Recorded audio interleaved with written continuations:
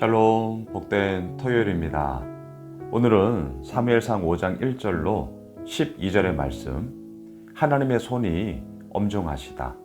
하나님의 손이 엄중하시다. 이 제목으로 하나님의 말씀 증거하겠습니다. 여러분, 하나님의 손 한번 상상해 보세요. 하나님의 손. 여러분들에게는 그 하나님의 손이 어떻게 들어오세요? 아마 믿음을 가지고 있고 또 하나님을 믿습니다 라고 하는 우리들에게는 대체적으로는 그 손은 따뜻한 손, 치료하는 손, 포근한 손, 위로하시는 손, 승리를 주시는 손, 능력의 손, 전능한 손, 영광의 손 하여튼 좋은 것들 다 집어넣으시면 되죠. 맞습니다. 우리가 그러한 하나님을 믿기 때문에 하나님의 그러한 손은 우리들에게 영광이 되고 승리가 되고 기쁨이 되고 평안이 되고 또 우리를 따뜻하게 안아주시는 위로가 되고 맞죠? 우리가 이것 때문에 믿음 생활 하는 거 아닙니까? 그런데 오늘 본문에서는 그 하나님의 손이 어떠하냐고요? 엄중하시다 이렇게 말씀을 하세요. 하나님의 손은 엄중하세요. 엄중함이 뭐죠? 옳고 그름에 대한 분명한 기준을 가지고 잘못한 것에 대해서는 말 그대로 엄히 다스리며 또한 그것에서 무엇이 참된 것인가를 우리로 하여금 알게 하시는 것. 하나님의 손이 엄중하시다. 자, 우리는 사무엘상 4장을 통하여서 블레셋과의 전쟁을 보았습니다. 하나님을 떠난 결과가 너무나 비참했습니다. 전쟁에서 패했습니다. 34,000명의 전사자가 났습니다. 그리고 그 가운데는 엘리의 두 아들이었던 홈니와 비느하스도 죽었습니다. 그리고 어제 본문에 보면 이 패전 소식이 들려지면서 또 두 아들이 죽었다. 하나님의 언약궤가 빼앗겼다. 라는 충격적인 소식에 98세의 엘리 제사장 자기 의자에 이렇게 앉아있다가 너무나 큰 충격으로 뒤로 까당 넘어졌고요. 목이 부러져서 그 자리에서 죽었다. 얼마나 참 비참합니까? 하나님을 떠난 결과가 너무나도 비참하다라는 것을 여실하게 우리에게 보여줬죠. 이가 봇 아시죠? 하나님의 영광이 이스라엘에서 떠났다. 자, 그런데 보셔요.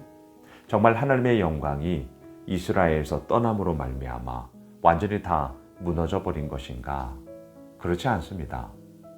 문제는 엘리 제사장, 그의 두 아들 홈니와 비느하스의 그런 삶의 무너짐을 우리들에게 보여주는 것이고요. 어제가 우리가 나누었던 것처럼 이가 봇, 우리의 삶의 지우개로 지워야죠. 이대로 끝낼 수는 없죠. 그리고 어떻게 해야 됩니까? 예수가 함께 계시니 시험이 오나 겁없네. 기쁨의 근원 되시는 예수를 위해 삽시다. 우리 어제 이렇게 큐티 나눔에서도 함께 나누었습니다. 예수를 위해 살아가는 우리의 삶을 통하여서 하나님의 그 귀한 은혜와 능력이 어떻게 이루어지는지를 우리는 봐야 하는 것이죠. 자, 빼앗긴 언약궤가 이제 어떻게 되었는가? 오늘 보면 1절 보세요. 블레셋 사람들이 하나님의 궤를 빼앗아 가지고 에베네셀에서부터 아스돗에 이르니라. 2절 블레셋 사람들이 하나님의 궤를 가지고 다곤의 신전에 들어가서 다곤 곁에 두었더니, 자, 이 당시 사람들이 생각이 있었습니다. 신과 신의 싸움에서 누가 이기느냐. 자, 지금 블레셋은 전쟁에서 이겼죠. 자신들이 섬기는 우상이죠. 다곤 신이 이겼다는 거예요. 이스라엘 백성들이 섬기는 하나님을. 왜? 전쟁에서 이겼으니까.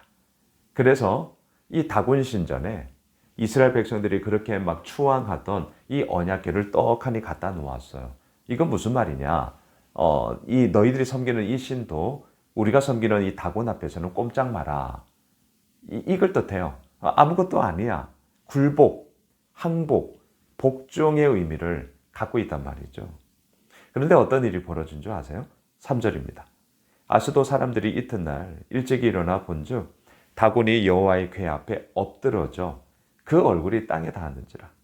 그들이 다곤을 일으켜 다시 그 자리에 세웠더니, 자, 앞서 말씀드렸어요. 신과 신의 대결에서 우리가 전쟁에서 이겼으니 다곤 우리가 믿는 신이 최고야. 그리고 언약궤를 걷다가 갖다 놨죠. 복종, 굴복, 항복 이런 의미라고 말씀드렸어요. 그런데 아니에요. 뚜껑을 탁 열었어요. 어떻게 되었습니까? 3절에 보니까 얼굴이 땅에 닿았는지라. 누가요? 다곤 우상의 그 얼굴이. 자, 하나님 앞에 다곤 우상이죠. 잡신이에요, 잡신. 아무것도 아니에요. 아무것도 아니라고요. 지금 그것을 현저히 지금 우리들에게 보여주고 있는 것이죠. 오늘 보면 4절 이하에 보시면 다시금 세웠거든요. 근데 또 부서졌어요. 뭐 손다리 다 부서졌어요. 몸뚱이만 이렇게 떡하니 남았어요. 하나님은 언약궤 안에만 갇혀 있는 분이 아니라니까요. 알라딘의 램프에 갇혀 있는 요정 지니가 아니에요. 자, 지금 이 본문을 통해서 뭘 말씀하시는 것입니까? 하나님은 언약궤에 갇혀 있는 분이 아니라 언약궤를 통해서도 얼마든지 역사하실 수 있는, 오늘 말씀의 제목 하나님의 손은 엄중하시다.